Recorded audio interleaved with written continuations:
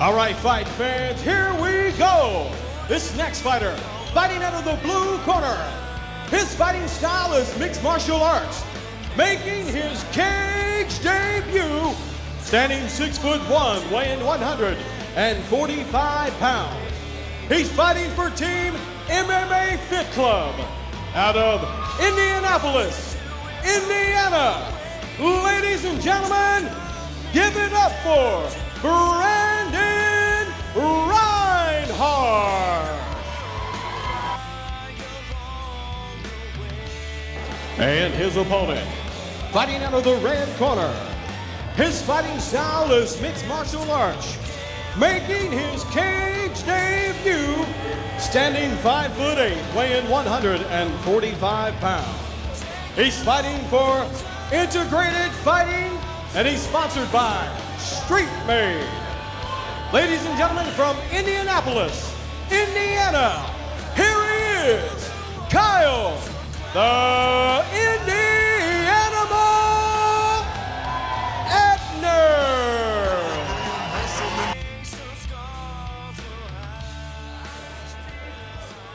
This is a bout with Kyle Ettner from Integrated Fighting against Brandon Reinhardt. Ettner with the takedown right off the bat there. Reinhardt in the blue corner, Ettner in the red corner. Ettner coming from a wrestling background there in Franklin, training, like I said, out of Integrated Fighting Academy. So no surprise there with the aggressive takedown to start the fight off.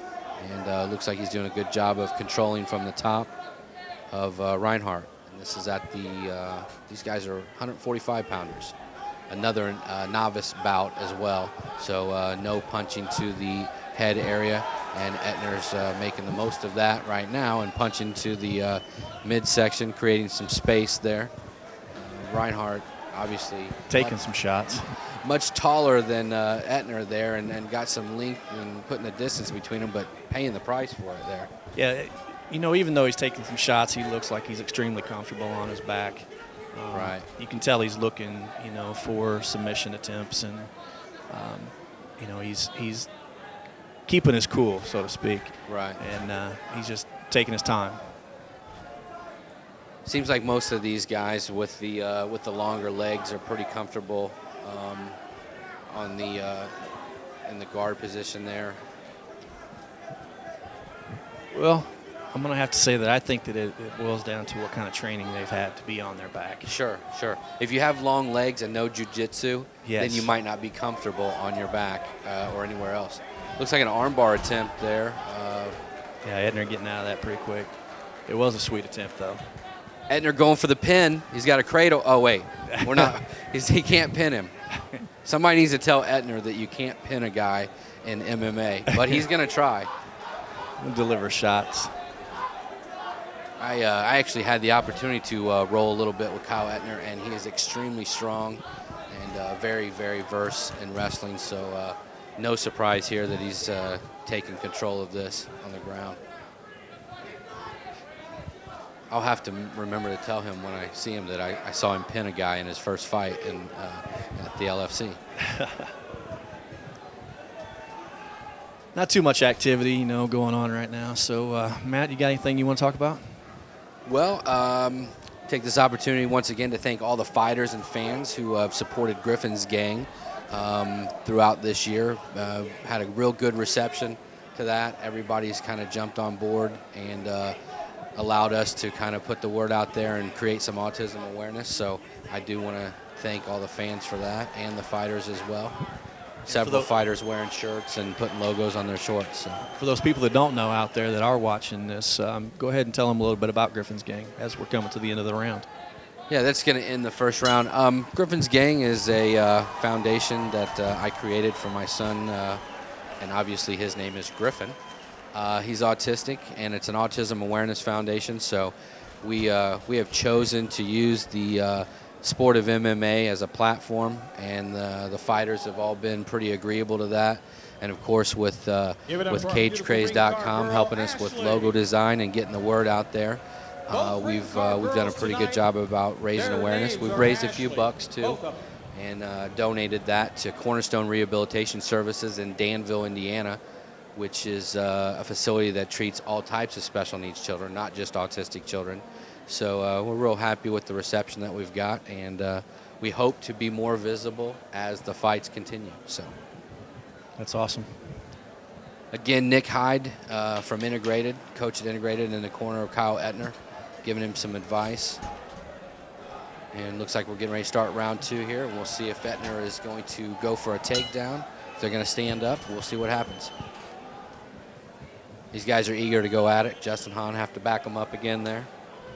And his cute gloves. Justin has some mint gloves on tonight. Nice combinations there from Ettner. Looking for the takedown. Reinhardt is so tall. I'm so surprised that he's not taking more advantage of his height. It seems like Ettner is having little to no problem at all getting inside on him. Define what do you mean by that, taking advantage of his height? Well, it seems like to me that he would, because of his length, he would have some distance when they're standing up and do more kicks and punches and keep Ettner, who's obviously a wrestler, at a distance and at least have some sort of a chance at takedown defense, sprawling, some sort of counter. But it just seems like Ettner is getting in at will. Yeah, it's a very valid point. Front kicks are allowed. So not to mention his reach, jab, jab. But it's a very valid point that you bring up. And it doesn't look like on the ground here that Reinhardt looks comfortable. I will give him that on the ground. He looks comfortable. He's not panicking, but it doesn't look like he's doing a lot. And again, these guys from Integrated are controlling on the ground. They're delivering lots of body shots to their opponents on the ground, and that's obviously got to take its toll. And I don't see what these guys are doing on the ground to try to advance themselves from the bottom position. And also, they train with Sam O'Keefe, who is, very well rounded on his back, and also lengthy. So, they train with him. They understand how to better utilize their skills against someone who is tall and lanky. Now, that is for the Integrated people. I don't know about everybody else. What do you think as far as stamina here? Is it harder at this point to be? It looks like they're going to stand them up here. Maybe that was a good stand up by Justin. Is it harder to be on your back and defend, or to be on top and work for something? Well, first of all, I'd like to say that he did kind of come through for you right there by throwing a couple kicks. Yeah. And to answer that question, I think it depends on the individual and what they're doing in training. And see, that's why I don't understand why he didn't do more of that in the beginning of this fight, because that definitely is keeping Ettner back, giving him much more of a chance for takedown defense. In the earlier stage of this, that would have been a takedown very easy by Ettner, and now he's actually moving in to finish that takedown. But much better job by Reinhardt of utilizing his height, which is what I was kind of alluding to. Right.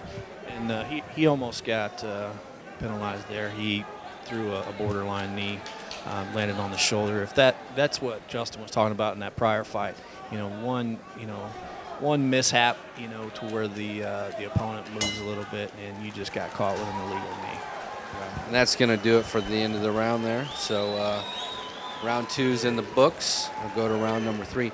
It seems like to me, when I'm watching these novice fights, a lot of them, if you have two fighters that are pretty decent, have some technical skill to them at all, the fights look very similar.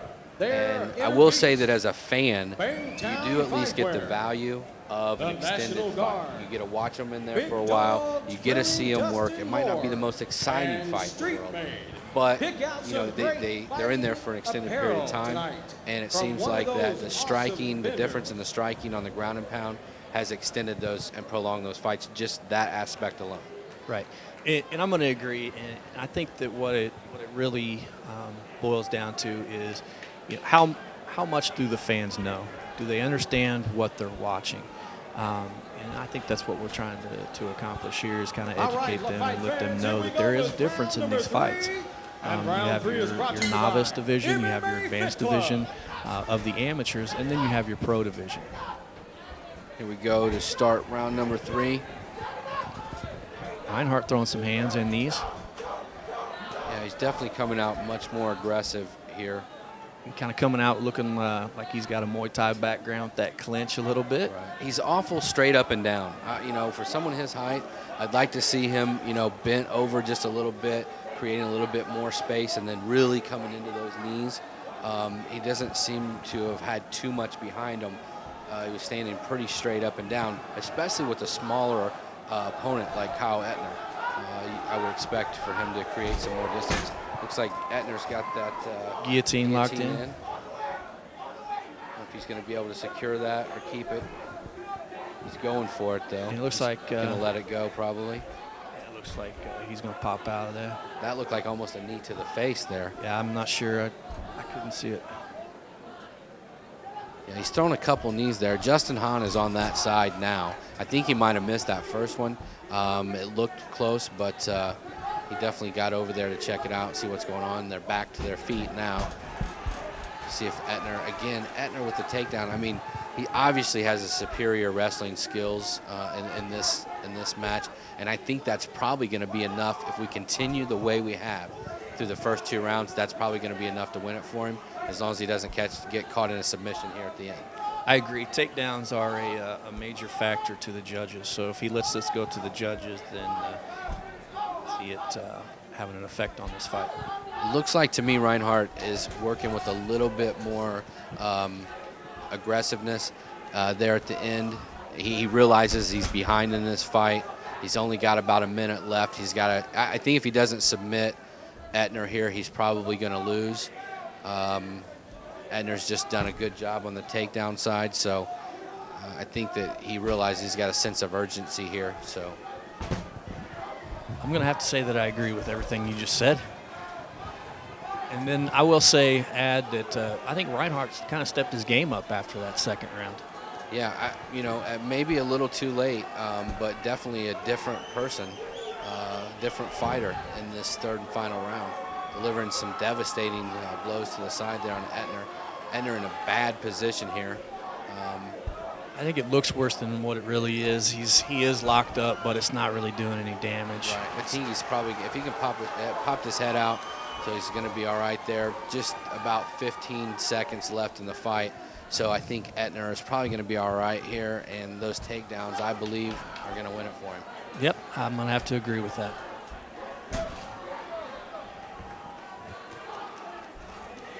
And that's going to conclude the third round. So it looks like Kyle Ettner from Integrated may be looking at his first win in his cage debut.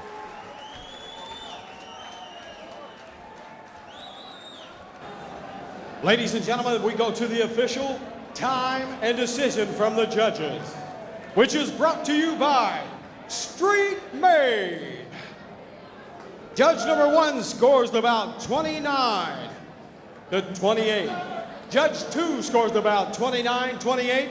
And Judge 3 scores the bout 29-28 for your winner, the Indianimal Kyle Ettner.